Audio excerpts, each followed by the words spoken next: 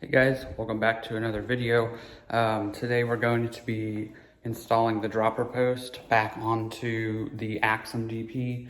I received the dropper post in the mail yesterday. We're gonna go over kind of a step-by-step install.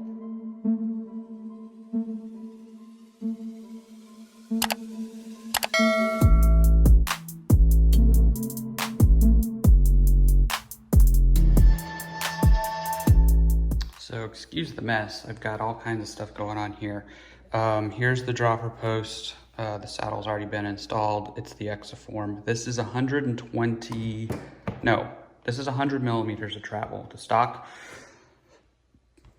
dropper post comes with 120 millimeters or so. I can't remember exactly. You get the post, no saddle, it's just the post. And then you get the lever to activate it. And this is a trigger style similar to a derailleur. And you get the barrel nut. If anybody knows what this is actually called, please let me know. That's gonna take a 2 millimeter Allen key and a 2 and a 3, so that way you can put both sides and screw it in. On the bike, I've already got the cable routed, so the next step is to put the clamp or the trigger on, and we're gonna shorten the cable just a little bit, feed it through, and we'll go into that. I routed mine up through the bottom, so instead of coming down through the seat tube, it's easier to get this up.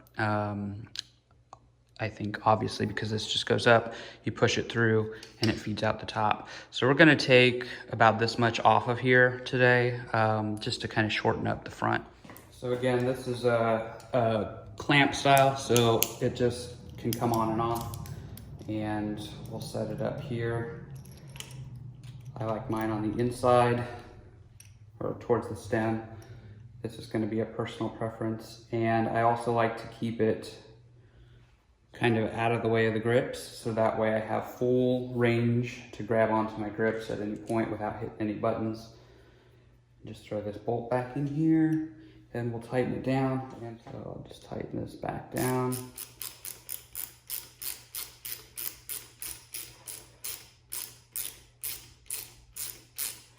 And this will be something that you can fine tune later if the position isn't right.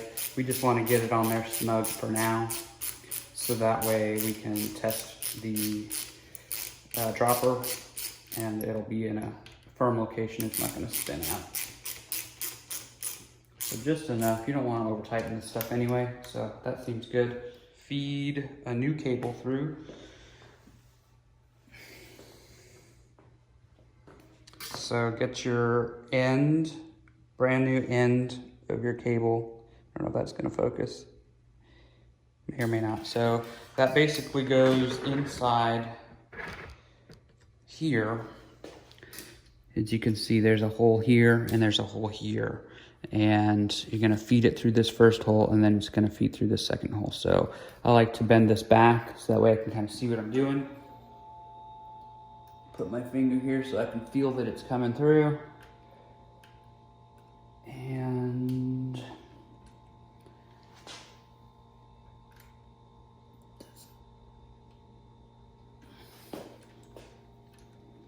I see. So there's a little clamp.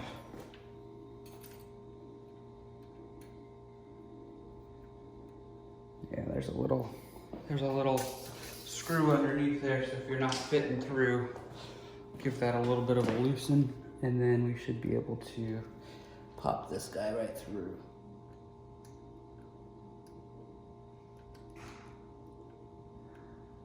There she is. Okay, so from here, you've got a little bit of a bend to go through, so I find it easier just to do that part now, and then throw your cable all the way through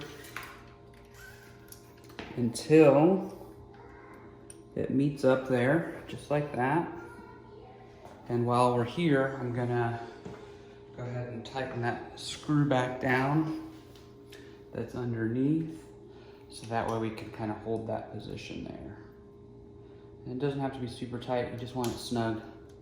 Now the cable's not gonna back out. Just enough, and that's a 2 millimeter underneath there. So next steps, we want to feed our, well, we don't want to feed our cable through yet because we want to trim the part coming out of the seat. So we'll change angles and we'll show that. So from here, I want to take a little bit out, probably about 1 inch, maybe 1.5 inches of cable length, so that way I have a little bit less hanging off the front. So you're going to need your cable cutters here. Recommend nice, sharp, strong, that are rated for cutting these types of housings. And I'm just gonna take a little bit off the top here. Nice and quick, easy. And the quicker you cut it, the better off you are to have that kind of stay rounded in there. That one was pretty good.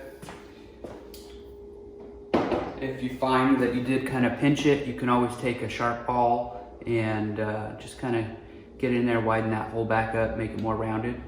So that looks good there.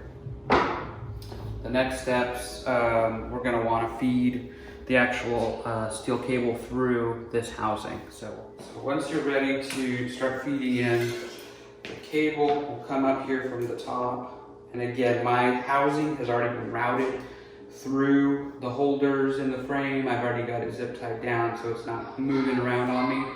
We've cut the top here about this much off, and we're gonna feed the steel cable through. So just keep pushing it through. Eventually you'll see it pop out through the top.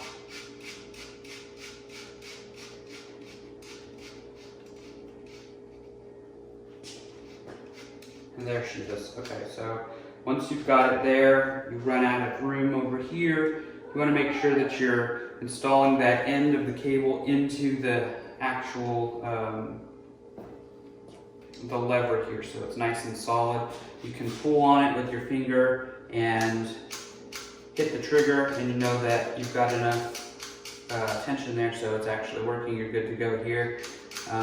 From this step, I like to put the housing end cap back on because you still have this nice solid end of the steel cable. Makes it easy to feed a barrel end in here, and then just pop this on. And if you need a little slack, you can turn your bars, feed it down a little bit, and you should be good. So from here, make sure that you're still in on this side.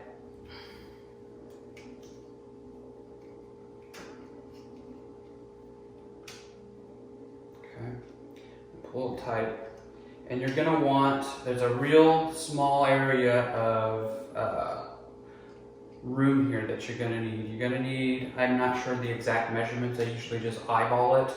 You're gonna wanna cut just above the end here because you're gonna install the barrel end up here. And I suppose you could put this on and then cut it about at the top. Either way, it doesn't really matter.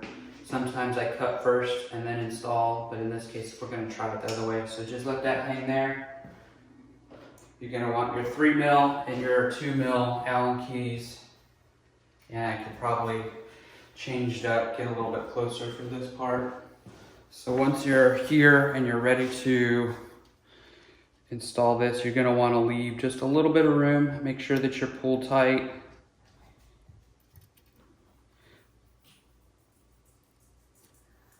And just start tightening this down. And again, you wanna leave a little bit of space there because this piece is gonna actually be, this barrel is gonna fit into the seat post, and then this part's gonna go kind of underneath, and then you need this little bit of extra here. And it doesn't have to be super tight, but you want it tight enough to where you're confident it's not gonna rip through. And that seems pretty good. give it a tug, make sure this is still doing stuff and it looks to be good, okay? So from here, you're gonna wanna cut as close as you can to the top of this here. So we're gonna do it from this side. Doesn't really matter. And do a nice clean cut, quick.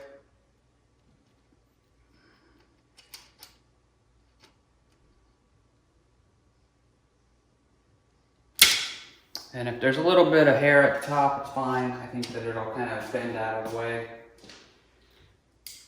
And if not, we can always take this off and do it again. I've got plenty of cable. And now this part, this is where that extra cable comes in. You pull it down. And we might not have quite enough here. We might need to bring that barrel up just a hair. So this is where the trial and error comes in, and there's probably a real way to actually measure this. Unfortunately, I don't know those calculations, but in this case, since we left a little bit of extra up here, we can just move it up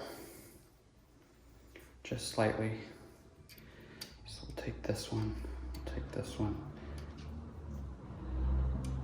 Just loosen it up just a bit, pull it up. Hopefully it doesn't pull all the way out from here.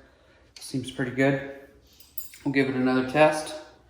And this time we will use the trick again. We'll throw this in here, pull it down, hold it.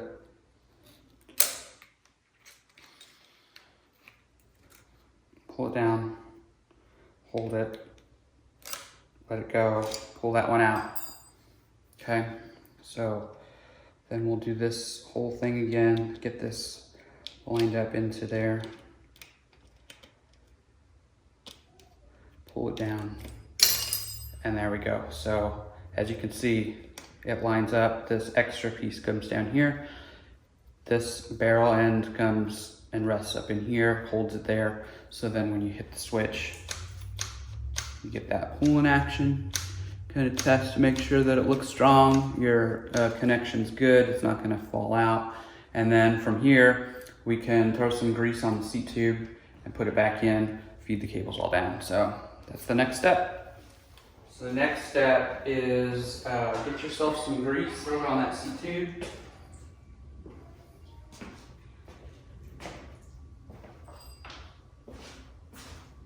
I always end up back at the old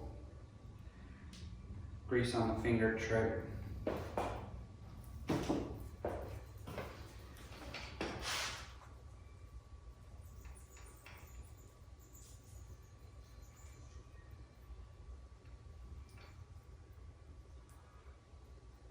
Now from here, you want to gently lower this in, and you're going to have to kind of pull the cable at the same time as you're lowering it in.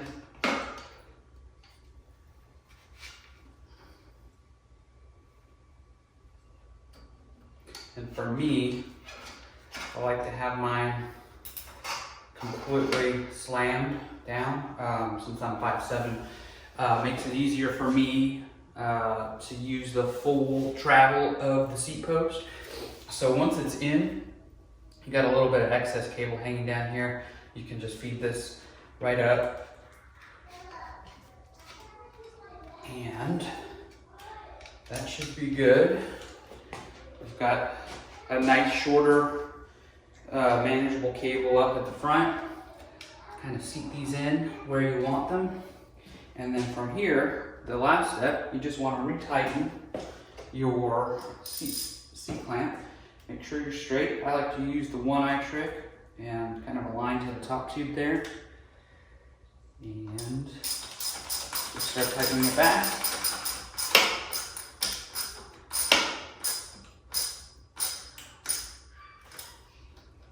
And give it a test. As we can see, it went down, it goes up. And if you find that there's a little bit of play here, there is a barrel adjuster. on the end here, on the lever, so you can give it a little more firmness. As I just turned it a couple of turns, and now it feels pretty solid. So overall, this whole process should take, 15, 20 minutes, depending on the complexity of your bike frame. So for this particular one, the Axum, it's only got one real point of internal routing. The rest of it's all external, and that's only through the seat tube and then out. So this is a very easy, quick way to get a dropper post installed. With a full suspension and fully internal routing, it's a little bit more complex. If this video helped you out, please like, subscribe, leave a comment, and thanks for watching, and I'll see you next time.